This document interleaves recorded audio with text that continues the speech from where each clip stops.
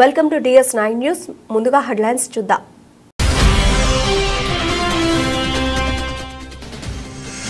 హైదరాబాద్ కొత్తపేటలో ఫుట్పాత్లపై ఉన్న చిన్న దుకాణాలను తొలగించిన ఎల్బీ నగర్ ట్రాఫిక్ పోలీసులు.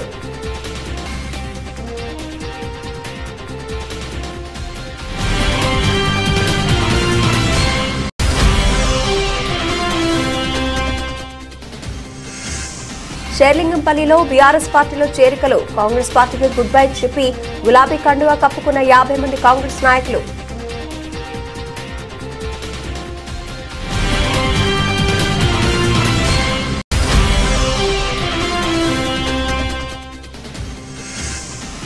అసెంబ్లీ సమావేశాల్లో సర్పంచ్లకు రావాల్సిన పెండింగ్ బిల్లులను విడుదల చేయకపోతే ఆమరణ నిరాహార దీక్ష చేస్తామని హెచ్చరించిన తాజా మాజీ సర్పంచ్ల జేఏసీ నాయకులు.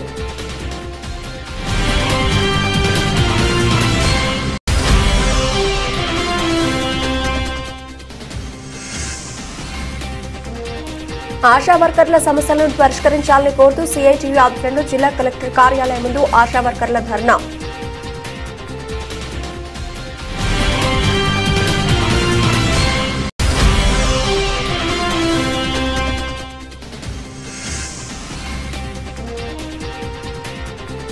సంక్షేమ హాస్టళ్ల సందర్శనకు వెళితే విద్యార్థులను అరెస్ట్ చేయడం సబబు కాదన్న బీఆర్ఎస్ నాయకులు.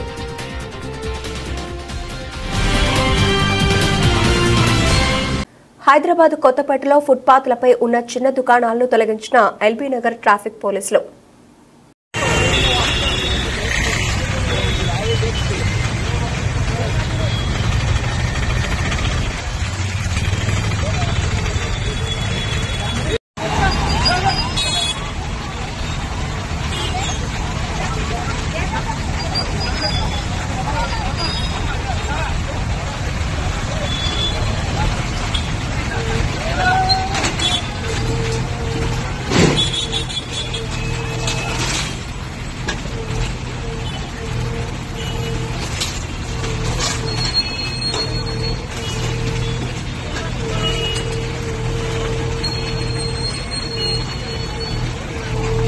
శేర్లింగంపల్లిలో బీఆర్ఎస్ పార్టీలో చేరిన కాంగ్రెస్ నాయకులు. కాంగ్రెస్ పార్టీకి గుడ్ బై చెప్పి గులాబీ కండువా కప్పుకున్న 50 మంది కాంగ్రెస్ నాయకులు. గులాబీ కండువా కప్పి బీఆర్ఎస్ పార్టీలోకి స్వాగతించిన ఎమ్మెల్యే మాధవరం కృష్ణారావు. కాంగ్రెస్ పార్టీ అబద్ధపు హామీలు, బూటకపు మాటలతో ప్రభుత్వం నడిపిస్తున్నారు. కాంగ్రెస్ విధానాలను చూసే అందరూ బీఆర్ఎస్ పార్టీకి తిరిగి వస్తున్నారు. BRS Madhavaram MLA Krishnarao. తెలంగాణ రాష్ట్రంలో ఒక రైతులే కానీ ఒక పింఛన్దారులే కానీ ఇలా పింఛన్దారులకు 4000 రూపాయలు ఇస్తామని చెప్పి 100 రోజుల్లో ఇలా పింఛన్దారులకు మనం మోసం చేసే ప్రయత్నం చేశారు. అది కూడా జనవరిలో ఇవ్వలేదు పింఛన్లు, ఆగస్టులో కూడా పింఛన్ లేదు. సుమారుగా 2500 కోట్ల రూపాయలు ఇలా ప్రజలకు వచ్చే హక్కును దాన్ని మీరు ఇవ్వలేకుండా నిరుపేదలైనటువంటి పింఛన్దారులందరూ కూడా ఎగొట్టే ప్రయత్నం చేశారు. అదేవిధంగా రైతులకు రైతు బంధు నాటేసేటప్పుడు ఇచ్చేటప్పుడు రైతు బంధు కూడా మీరు ఈరోజు రైతు బంధు ఇవ్వకుండా 1 ఇయర్ అయిపోయింది, కలాపం చేసుకుంటాం, మళ్ళీ మేము మన సంక్రాంతి తర్వాత ఇస్తామంటే ప్రయత్నం. రైతు రుణమాఫీ అది సుమారుగా 30-40 వేల కోట్ల రూపాయలు అని చెప్పి 7,500 కోట్లకి పరిమితం చేసి అది కూడా ప్రజలను మోసం చేసే ప్రయత్నం చేశారు.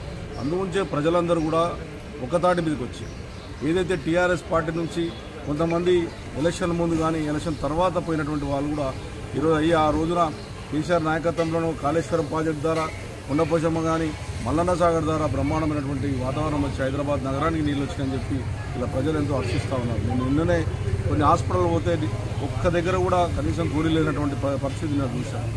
అందుకొరకే ఈరోజు శ్రీకాంత్ దస్మంట్ వారు కుకట్పల్లి డివిజన్కు సంబంధించినటువంటి అధ్యక్షుడు, షేర్లింగంపల్లికి సంబంధించిన అధ్యక్షుడు లక్ష్మీనారాయణ కానీ అలా ఆధ్వర్యంలో ఈ రోజుగా 56 మంది మళ్ళీ తిరిగి మేము టీఆర్ఎస్ పార్టీతో అభివృద్ధి జరుగుతుంది సాధ్యమైతే అన్నటువంటి ఆలోచనతో మా పార్టీ రావడం అనేది స్వాగతం అవుతా ఉన్నాం. ప్రజల పక్షాన టీఆర్ఎస్ పార్టీ ఎప్పటికి ఉంటుంది, ప్రజల పక్షాన నిలబడుతుంది, అన్ని వర్గాలను కాపాడుకునే ప్రయత్నం చేస్తాం. నిన్ననే 9 బ్రాహ్మణులు వాళ్ళు పాపం హైదరాబాద్ దాంట్లో షాపులు పెట్టుకుంటే వాళ్ళకు మేము ముఖ్యమంత్రి దృష్టికి నేనే తీసుకెళ్ళి ఆ టైంలో కేసీఆర్ దగ్గర తీసుకెళ్ళి వాళ్ళు కనీసం కరెంటు కట్టలేనటువంటి పరిస్థితి ఉన్నారు అని చెప్పితే ఆ రోజు ఎంబడే జీవో ఇచ్చి ₹1 లేకుండా వాళ్ళకి ఫ్రీ కరెంట్ ఇచ్చారు. వాళ్ళకి ఇప్పుడు ఫ్రీ కరెంట్ ఎత్తేసి వాళ్ళు సుమారుగా ఫ్రీ కరెంట్ అయితే వాళ్ళు 30-40 వేల బిల్లులు వచ్చే అవకాశం తీసుకొచ్చారు. అందుకే నిన్న 3 నుంచి 4 వేల మంది నిన్న వాళ్ళు ధర్నా చేసి నిరసన తెలిపే కార్యక్రమం చేశారు. ఈ రకమైనటువంటి నిరసన కార్యక్రమం జరుగుతూ ఉంటే ఈ పండుగ వాతావరణం అని చెప్పి మేము పండుగలు చేశాము, 8,000 కోట్లు 1,000 కోట్లు అని చెప్పి మేము ఇనాగ్రేషన్ చేసి మేము ఫౌండేషన్ చేసి మళ్ళీ దాన్ని నేను ఇనాగ్రేషన్ చేయడం అనేది బాధ కలిగిందని చెప్పి సందర్భంగా తెలియజేస్తూ ప్రజల పక్షాన ఖచ్చితంగా బీఆర్ఎస్ పార్టీ ఉంటుందని చెప్పి సందర్భంగా తెలియజేస్తాం. ప్రజాపాలన ఏడాది పూర్తయిన సందర్భంగా నిర్వహిస్తున్న విజయోత్సవంలో భాగంగా బతుకమ్మ ఘాట్లో ఏర్పాటు చేసిన సాంస్కృతిక కార్యక్రమాలు ఆహుతులను అలరించాయి. ముఖ్య అతిథిగా వేములవాడ ఎమ్మెల్యే ఆది శ్రీనివాస్ ఆధ్వర్యంలో ప్రసంగించారు. సీఎం రేవంత్ రెడ్డి నాయకత్వంలో ఎన్ని ఒడిదుడుకులు ఉన్నా ఎన్నికల్లో ఇచ్చిన హామీ ప్రకారం ఒక్కొక్కటిగా ప్రభుత్వ పథకాలను అమలు చేస్తున్నామని ప్రభుత్వ వైపు వేములవాడ ఎమ్మెల్యే ఆది శ్రీనివాస్ పేర్కొన్నారు. అందరి ఆశీర్వాదంతో ఏడాది పూర్తి చేసుకున్నామని, రాబోయే రోజుల్లో మరింత ఉత్సాహంతో ప్రజల కోసం పనిచేస్తామని స్పష్టం చేశారు. ఈ కార్యక్రమంలో గ్రంథాలయ chairman Nagula Satyanarayana, market committee chairperson Velumula Swarupa, municipal chairperson Jindam Kala, commissioner Lavanya, స్థానిక కౌన్సిలర్ దేవదాస్ తదితరులు పాల్గొన్నారు. కొనుగోలు కేంద్రాలు కూడా మహిళా తల్లుల ద్వారా కొనుగోలు చేసే క్రమంలో ఏర్పాటు చేసినటువంటిది. ఇప్పటికి ఇంచుమించు 20 సంవత్సరాలకు ధాన్యం కొనుగోలు కేంద్రాలు కూడా నడుస్తున్న 500కి సిలిండర్ పేదలకు చెప్పని ఇస్తూ మొదలుపెట్టి పోతున్న సందర్భం. ఇంకా కొన్ని కార్యక్రమం స్వరూపగా లావణ్య స్వరూపారెడ్డి గారు, లావణ్య గారు, అదేవిధంగా మా పట్టణ అధ్యక్షులుగా ఉన్నటువంటి మిత్రులు ప్రకాష్ గారికి, చాలామంది పెద్దలు పేరు పేరున అందరికీ ఈ కార్యక్రమంలో పాలు పంచుకుంటున్నటువంటి సిరిసిల్ల పట్టణ ప్రముఖులు, మహిళా తల్లులు, యువకులు, పాత్రికేయ మిత్రులు అందరికీ కూడా పేరు పేరున నా హృదయపూర్వక నమస్కారం సందర్భంగా తెలియజేస్తూ, సంవత్సర కాలంలో ఆర్థికంగా ఇబ్బందులు ఎదుర్కొంటున్నప్పటికీ గౌరవ ముఖ్యమంత్రి రేవంత్ రెడ్డి గారు, ఉప ముఖ్యమంత్రి బట్టి విక్రమార్క గారు, రాష్ట్రంలో మంత్రివర్గ సహచర పెద్దల సహకారంతో మన ఉమ్మడి జిల్లాకు సంబంధించినటువంటి పెద్దలు మంత్రులు ఉన్న పొన్నం ప్రభాకర్ గారు, శ్రీధర్ బాబు గారు సైతం ఈ రాష్ట్రాన్ని అన్ని రంగాల్లో అభివృద్ధి పథంలో తీసుకొని పోవాలని చెప్పి లక్ష్యంతో ఎన్నికలకు ముందు ప్రజలకు ఇచ్చిన వాగ్దానాల్ని ఒకటికొకటి అమలు చేస్తూ ముందుకు పోతున్నటువంటి సందర్భంలో ఏడాది పూర్తయినటువంటి పరిస్థితులలో తెలంగాణ ప్రజానికం విజయోత్సవాలు జరుపుకోవాలని చెప్పని ఇప్పటికే వరంగల్లో మహిళా తల్లులందరితో కలిసి మహిళా పండుగను జరుపుకున్నాం. మహబూబ్ నగర్లో రైతు సోదరులందరూ కూడా పెద్ద ఎత్తున వేలాది మంది పండగ జరుపుకునే పరిస్థితి కూడా చూసినాం. రేపటి రోజు యువతకు సంబంధించిన పండగ వాతావరణం పెద్దపల్లిలో జరగబోతా ఉంది. సాయంత్రం 4 గంటలకు గౌరవ ముఖ్యమంత్రి రేవంత్ రెడ్డి గారు క్యాబినెట్ మొత్తం కూడా కలిసి రాష్ట్ర ప్రభుత్వం అధికారంలోకి వచ్చిన తర్వాత ఆడతల్లులకు ఆర్టీసీ బస్సులో ఉచిత ప్రయాణం, 110 కోట్ల ప్రయాణాలు జరిగిన జీరో టికెట్ల మీద 340 కోట్లు ఆర్టీసీకి ప్రభుత్వం చెల్లించిన పరిస్థితులలో ఆర్టీసీ కూడా లాభసాటిగా ముందుకు పోయేటువంటి సందర్భాన్ని రాజీవ్ ఆరోగ్యశ్రీని 10 లక్షల వరకు పెంచుకొని పేదలకు ఏదైనా ప్రాణాంతక జబ్బు వస్తే, యాక్సిడెంట్ అయితే ఆ జబ్బు నయం చేయడానికి, ఆపరేషన్ చేసుకోవడానికి అప్పుల పాలు కాకుండా ఉండాలని చెప్పని 10 లక్షల వరకు రాజీవ్ ఆరోగ్యశ్రీ పెంచుకున్నాం. లేదు ఇంకా ఇబ్బంది అయితే ఎల్ఓసి పేరిట సీఎం రిలీఫ్ ఫండ్ పేరిట కూడా ఇచ్చేటువంటి కార్యక్రమాన్ని కూడా ఈ ఒక్క ఆర్థిక సంవత్సరంలోనే సీఎం రిలీఫ్ ఫండ్ ద్వారా గౌరవ ముఖ్యమంత్రి రేవంత్ రెడ్డి గారు ఈ తెలంగాణ రాష్ట్రంలో 800 కోట్ల పైచిలకు సంవత్సరాన్ని నిధులు మంజూరు చేసే సందర్భం గుర్తు చేస్తున్నా. గత సంవత్సరం సగటులో మిగతా కూడా ఇవ్వాలని చెప్పని ప్రభుత్వం నిర్ణయం తీసుకున్న సందర్భాన్ని కూడా మీ అందరికీ కూడా గుర్తు చేస్తూ, మరి ఇంత చక్కటి కార్యక్రమం వాతావరణంలో జరుగుతున్నటువంటిది ఈరోజు మన సిరిసిల్ల జిల్లా కేంద్రంలో కూడా జరగడం ఆనందదాయకం, శుభదాయకం. రాబో రోజుల్లో కూడా ఇదే స్ఫూర్తిని మనం తీసుకొని రాజకీయాలకు అతీతంగా మన ప్రాంతాన్ని కాంగ్రెస్ ప్రభుత్వ హయాంలో రేవంత్ రెడ్డి గారి సహకారంతో గౌరవ మంత్రులు పొన్నం ప్రభాకర్ గారు, శ్రీధర్ బాబు ఉప ముఖ్యమంత్రి గారు, ఆయా శాఖల మంత్రుల యొక్క సమన్వయంతో మన ప్రాంతానికి రావాల్సినటువంటి న్యాయమైన, అవసరమైన, తప్పని పరిస్థితులు ఇది కావాలని చెప్పి ప్రజలు కోరినటువంటిది ప్రతిదీ ప్రాంతానికి తీసుకురావడం కోసం ప్రయత్నం చేసుకుంటూ ముందుకు సాగుదన్నమాట.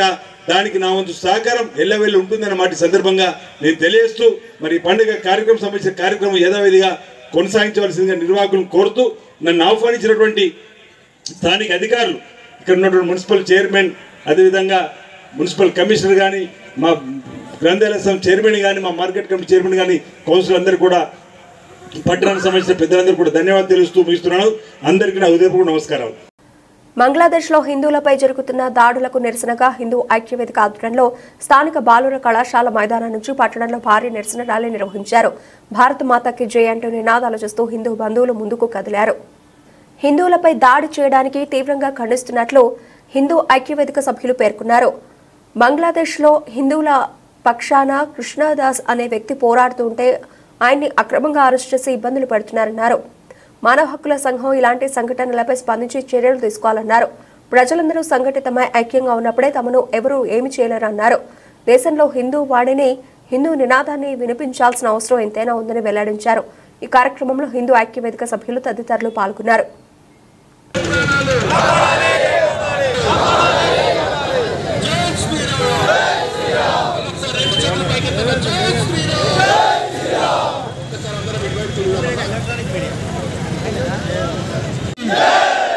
भारत माता की हिंदुల ఐక్యత, हिंदुల ఐక్యత, జై శ్రీరామ్.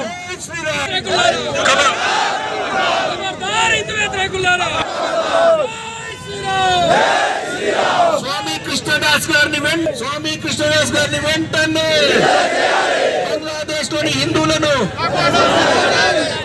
స్వామి చిన్మయ కృష్ణదాస్ గారిని వెంటనే, స్వామి చిన్మయ కృష్ణదాస్ గారిని వెంటనే,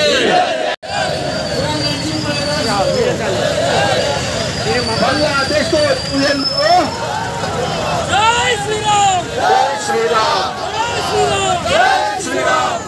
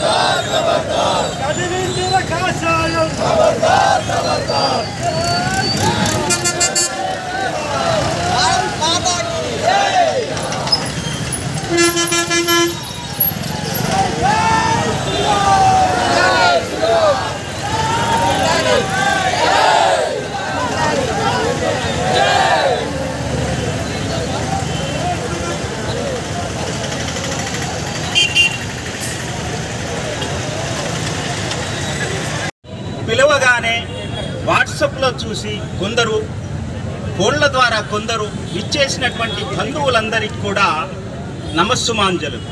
ఎందుకంటే పక్కనున్నటువంటి బంగ్లాదేశ్లో ఒకప్పుడు ఇది భారతదేశంలోని అంతర్భాగమే అయినా మన ఆనాటి నాయకులు ఒక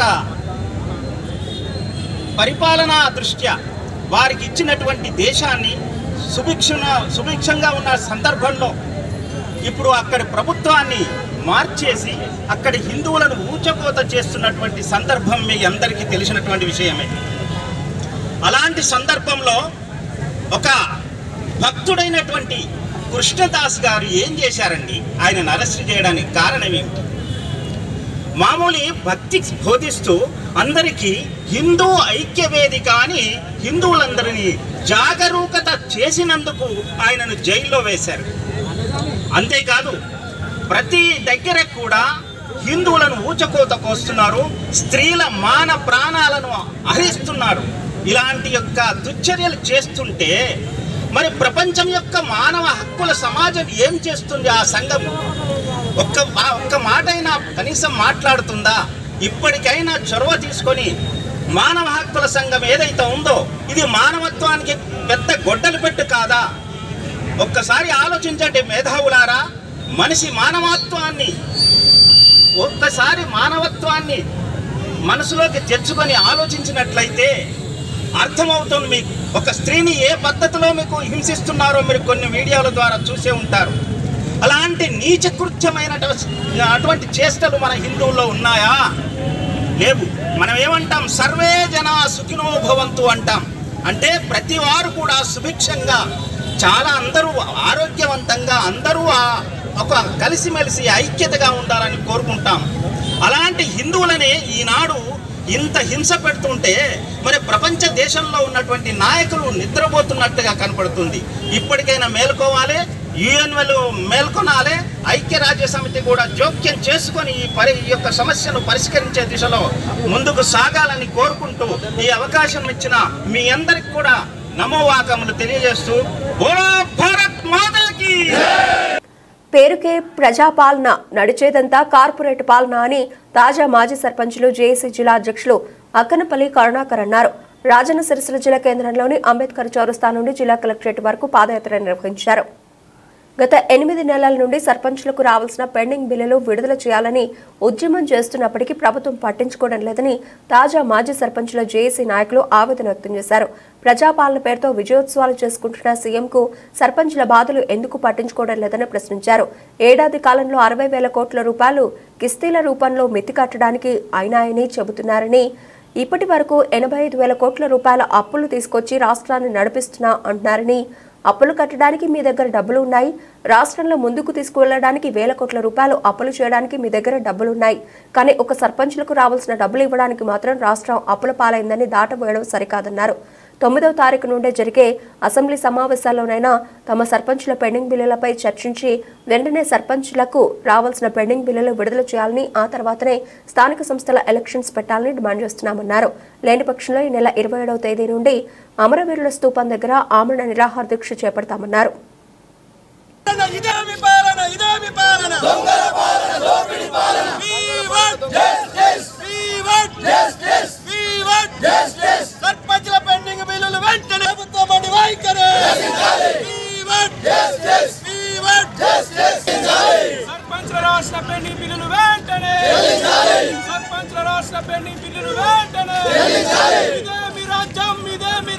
ఆశా వర్కర్ల సమస్యలు పరిష్కరించాలని కోరుతూ సిఐటియు రాజన్న సిరిసిల్ల జిల్లా శాఖ ఆధ్వర్యంలో కలెక్టరేట్ కార్యాలయం ముందు నిరసన వ్యక్తం చేశారు.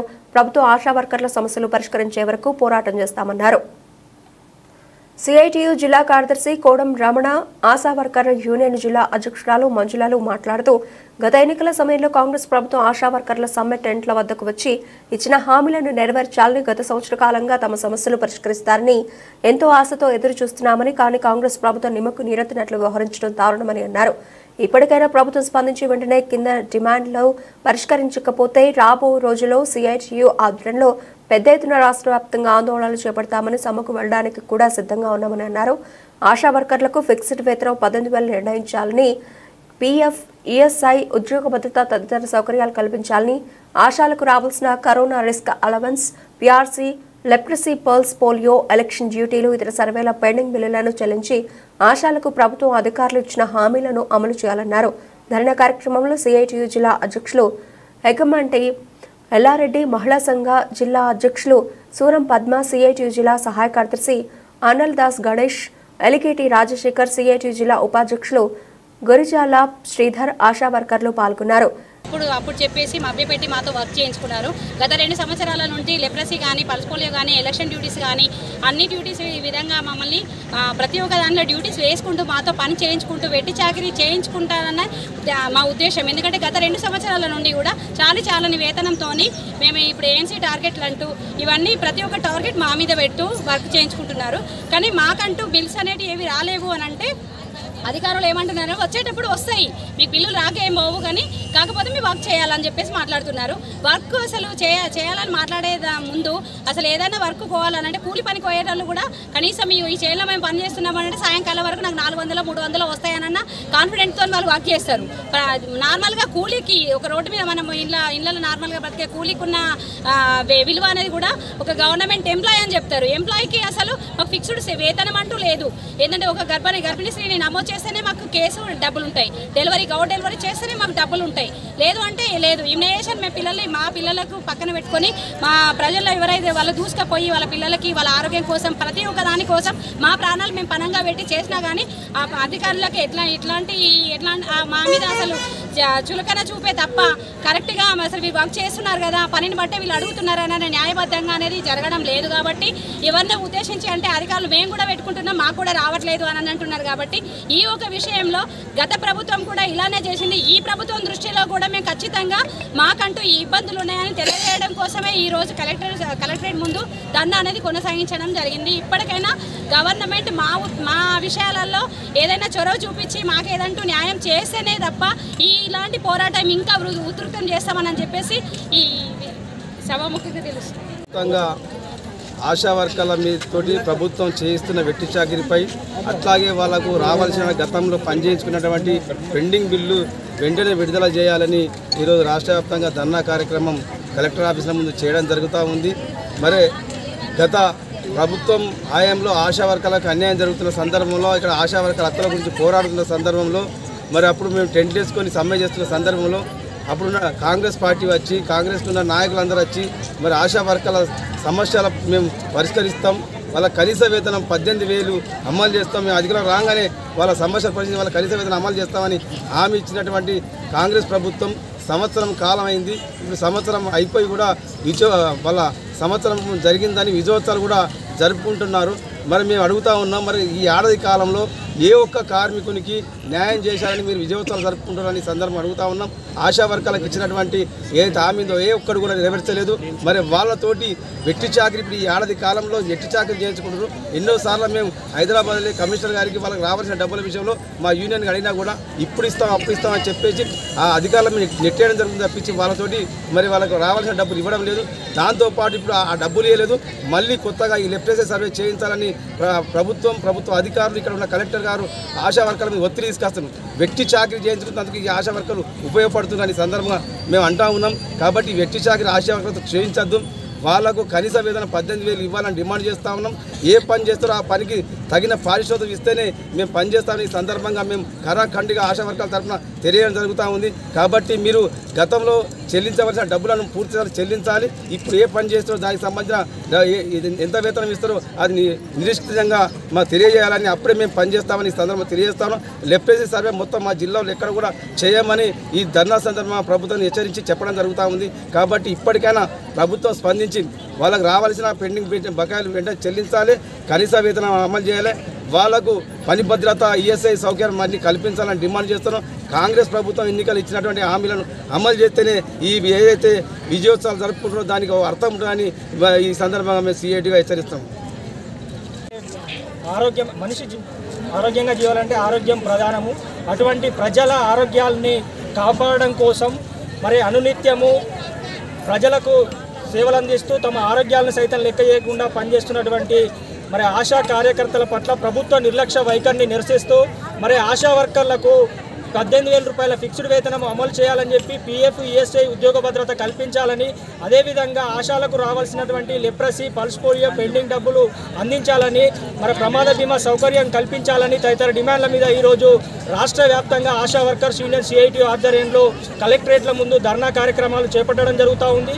మరి గత 20 సంవత్సరాలుగా ఆశా వర్కర్లు మరి అతి తక్కువ వేతనాలతో పనిచేస్తూ ఉన్నారు. గత ప్రభుత్వం ఆశా వర్కర్లకు వేతనాలు పెంచాలని ఎన్నిసార్లు అడిగినా పెంచకుండా నిర్లక్ష్యంగా వేసినటువంటి పరిస్థితి ఉంది. మరి ఇప్పుడు వచ్చినటువంటి అధికారంలో ఉన్నటువంటి కాంగ్రెస్ ప్రభుత్వం ఎన్నికల సందర్భంగా మేము అధికారంలోకి వస్తే వీళ్ళకు వేతనాలు పెంచుతామని చెప్పి, అదేవిధంగా వీళ్ళ సమస్యలన్నీ పరిష్కరిస్తామని చెప్పి హామీ ఇచ్చి ఇప్పటికి సంవత్సరం గడుస్తున్నా కూడా ఆశాల పట్ల నిర్లక్ష్యంగా వేస్తున్నటువంటి పరిస్థితి ఉంది. అదేవిధంగా ఆశా వర్కర్లు తమ సమస్యల పరిష్కారం కోసము మరి అనేక సార్లు చెలో హైదరాబాద్ కోటి కమిషనరేట్ ధర్నా చేపట్టిన సందర్భంగా అక్కడ చర్చలు జరిపి ఆశాలకు ప్రమాద బీమా 50 లక్షల సౌకర్యం, అదేవిధంగా ఆశాలకు సంబంధించినటువంటి సమస్యలు పరిష్కరిస్తామని హామీ ఇచ్చి ఆ హామీలు అమలు కానటువంటి పరిస్థితి ఉంది.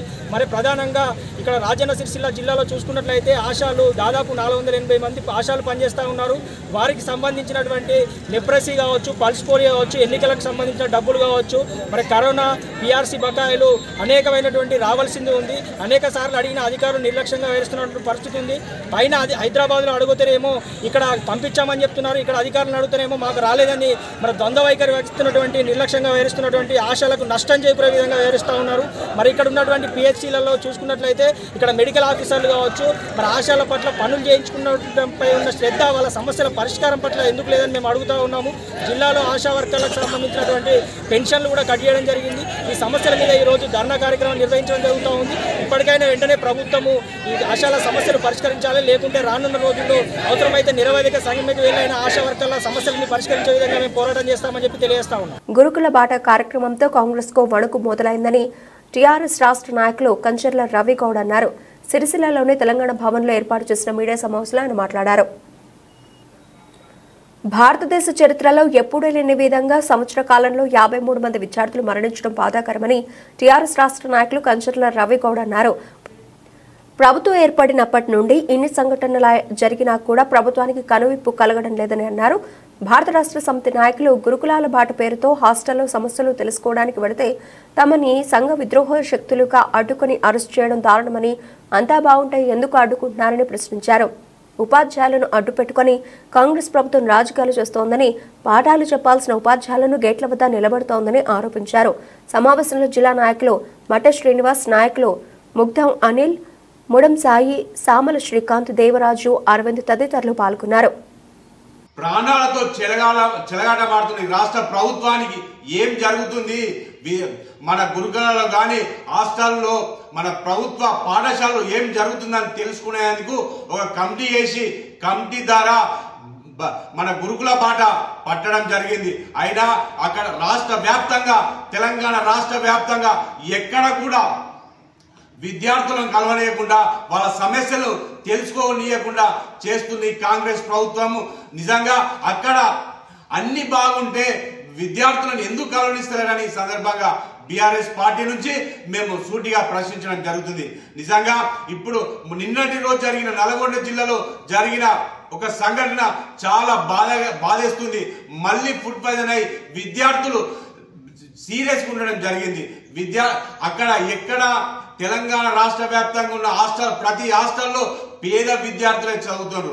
పేద విద్యార్థులకు విద్యను దూరం చేసే ఆలోచనలు ఈ కాంగ్రెస్ ప్రభుత్వం ఉందని ఈ సందర్భంగా తెలియడం జరుగుతుంది. నిజంగా మేము ఆర్ఎస్ ప్రవీణ్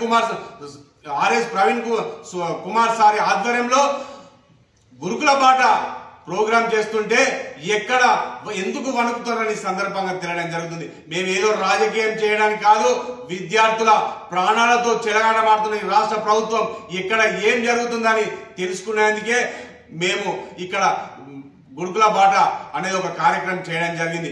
విద్యార్థుల సమస్యలను తెలుసుకోనియకుండా అక్కడ ఏ హాస్టల్లో కానీ స్కూళ్ళలో కానీ ఎలా ఉందని తెలుసుకొని నివేదిక మా రాష్ట్ర వర్కింగ్ ప్రెసిడెంట్ గారికి ఒక నివేదిక ఇవ్వాలని ఉద్దేశం కొద్దే మేము ఈ బాట కార్యక్రమం చేస్తుంటే విద్యార్థులను కలవనీయకుండా ఈ రాష్ట్ర ప్రభుత్వం ఎక్కడ పడితే అక్కడ పోలీసులను అడ్డుకోవడం జరుగుతుంది.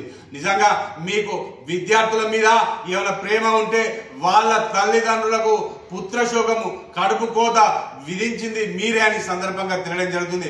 రాష్ట్ర వ్యాప్తంగా రోజొక జాల ఫుడ్ పాయిజన్ అవడం చాలా దురదృష్టకరం, సిగ్గు చేయడానికి సందర్భంగా తెలియడం జరుగుతుంది. మన రాష్ట్రానికి ఒక విద్యాశాఖ మంత్రి లేకపోవడం సుధా చాలా సిగ్గుచేటు.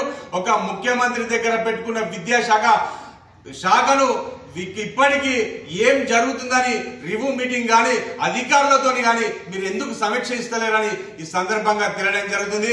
ఫుడ్ పాయిజన్ కారులకు అయినా ఎవరు కారకులు ఎందుకు అవుతుందని ఒక సమీక్ష ఎందుకు నిర్వహిస్తలేరని ఈ సందర్భంగా తెలియడం జరుగుతుంది. ఎక్కడ చూసినా పేద విద్యార్థులే గురుకులలో కానీ హాస్టల్లో కానీ చదివే విద్యార్థులు అంటే గురుకులలో చదివే విద్యార్థులు పూర్తిగా పేద విద్యార్థులు.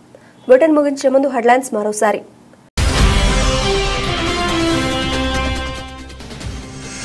హైదరాబాద్ కొత్తపేటలో ఫుట్పాత్లపై ఉన్న చిన్న దుకాణాలను తొలగించిన ఎల్బీ నగర్ ట్రాఫిక్ పోలీసులు.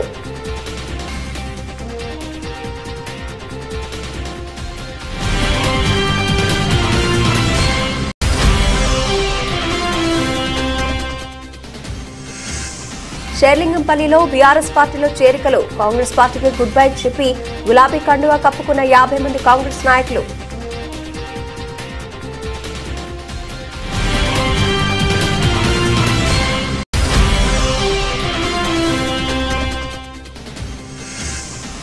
అసెంబ్లీ సమావేశాల్లో సర్పంచులకు రావాల్సిన పెండింగ్ బిల్లులను విడుదల చేయకపోతే ఆమరణ నిరాహార దీక్ష చేస్తామని హెచ్చరించిన తాజా మాజీ సర్పంచుల జేఏసీ నాయకులు.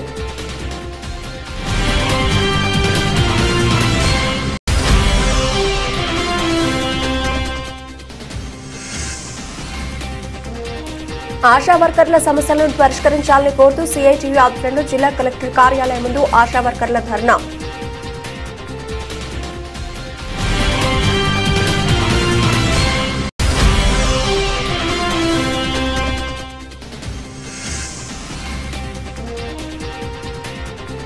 సంక్షేమ హాస్టళ్ల సందర్శనకు వెళితే విద్యార్థులను అరెస్టు చేయడం సబబు కాదన్న బీఆర్ఎస్ నాయకులు.